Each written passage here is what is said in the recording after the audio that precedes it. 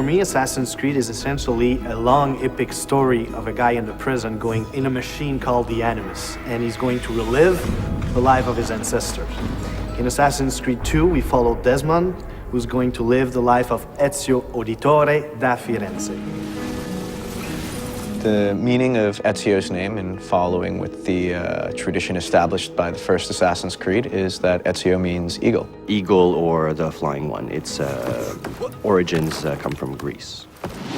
He's a young noble from Florence at the beginning of the game. He's studying to follow in his father's footsteps. His father, as far as we know, is a banker. As a rich boy in Florence, he doesn't really see the hardships of the peasants and other poor people.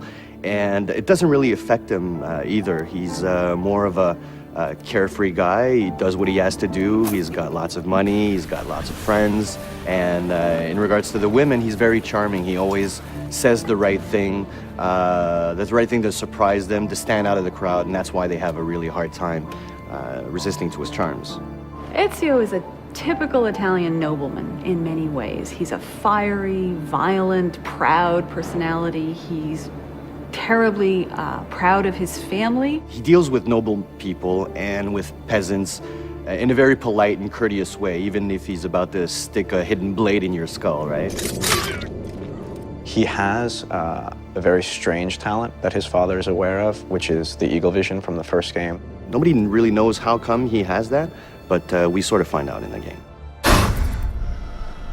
At one point, something tragic happens to himself and his family. What happens is that the same people that Ezio considered to be dear family friends actually turn on him. People that are very close to him are taken from him, and becoming an assassin and acquiring those skills will give him the abilities necessary to exact revenge. When you're used to just living free and living without a worry in the world, and all of a sudden the entire Florentine army is looking for you, and you have to protect your mother, you have to protect your sister, and you have to defend yourself, changes everything in his life. So going from this life of la dolce vita, in Italy, it will have to become this guy who needs to kill in order to survive.